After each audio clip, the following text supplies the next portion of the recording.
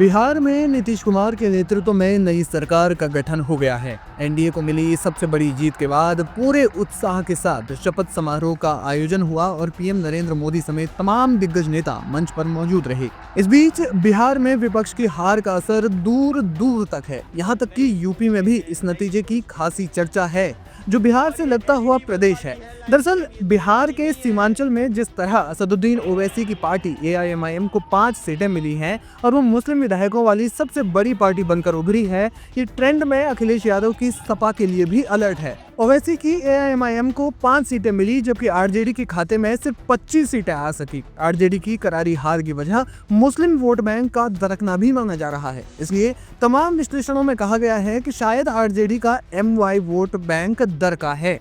इसकी बातगी आंकड़े भी करते हैं। एआईएमआईएम ने तब भी सीमांचल में 5 सीटें जीती थी, लेकिन उसे 1.03% वोट ही मिले थे। लेकिन 2025 में उसे 1.85% वोट मिले हैं। यह आंकड़ा करीब दोगुना हो गया है। माना जा रहा है कि इसकी वजह यह है कि मुस्लिमों को लगता है कि जहां भी यादव कम है और वे अपने मन के किसी दल या उम्मीदवार को जिता सकते हैं, तो फिर सेक्युलर दलों को वोट देने की मजबूरी क्यों रहे। अब सवाल ये है कि अखिलेश के लिए यह आंकड़ा अलर्ट क्यों है। दरअसल ये अलर्ट इसलिए है क्योंकि यूपी के कई जिले ऐसे हैं जहां मुसलमानों की आबादी तो अच्छी खासी है, लेकिन समाजवादी पार्टी का बेस कहे जाने वाले यादवों की संख्या कम है।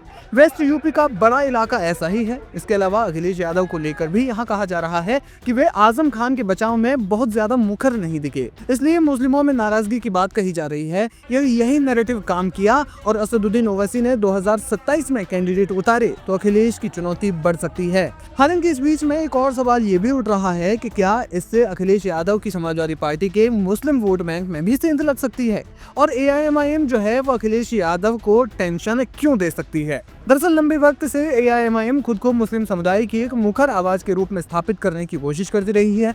बिहार में उसने सीमांचल की मुस्लिम बहुल इलाकों में राष्ट्रीय जनता दल यानी आरजेडी और कांग्रेस के पारंपरिक मुस्लिम वोट बैंक में सेंध लगाई। ठीक इसी तरह उत्तर प्रदेश में मुस्लिम मतदाता पारंपरिक रूप से समाजवादी पार्टी का मजबूत आधार रहे हैं। राजनीतिक विश्लेषक मानते हैं कि एआईएमआईएम यूपी के पूर्वी और मध्य हिस्सों पर ध्यान केंद्रित कर सकती है, सपा के इस कोर वोट बैंक में विभाजन पैदा कर सकती है। एआईएमआईएम को अक्सर वोट कटर पार्टी कहा जाता है क्योंकि ये मुख्य रूप से विपक्ष के वोटों को विभाजित करती है, जिससे बीजेपी को फायदा होता है। हालांकि ये बहुत खराब विश्लेषण है क्योंकि बीजेपी का मुस्लिम वोट बैंक बहुत कम है। अगर एआईएमआईएम यूपी में 2027 के विधानसभा चुनाव में मजबूत उपस्थिति दर्ज कराती है तो ये मुस्लिम बहुल सीटों पर सपा के उम्मीदवारों के सरदर्द का कारण बन सकती है, भले ही एआईएमआईएम खुद ज्यादा सीटें ना जीते।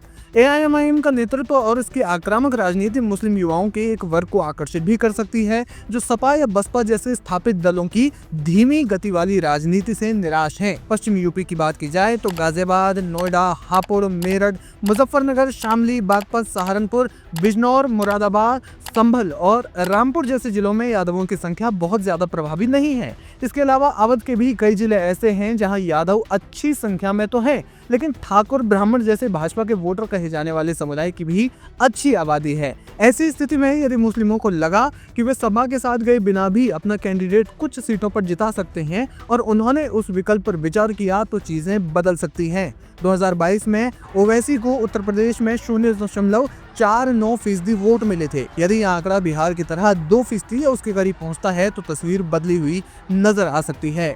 दूसरी ओर चूंकि बिहार का सीमांचल क्षेत्र यूपी से सटा हुआ है, इसलिए एआईएमआईएम की जीत का उत्साह और संदेश आसानी से पूर्वी उत्तर प्रदेश के मुस्लिम बहुल जिलों जैसे बलरामपुर, सिद्धार्थनगर, गोरखपुर और आसपास और यहाँ तक कि मध्य यूपी के कुछ हिस्सों तक भी फैल सकता है। बिहार में एआईएमआईएम की परफॉर्मेंस से असदुद्दीन ओवैसी का जोश हाई है और इसलिए जाहिर है कि वे अन्य राज्यों की ओर भी देखेंगे, जिनमें यूपी भी एक होगा। ऐसे में देखना ये होगा कि वे आने वाले चुनाव में किन रणनीतियों के साथ चुनावी मैदान में उतरते हैं।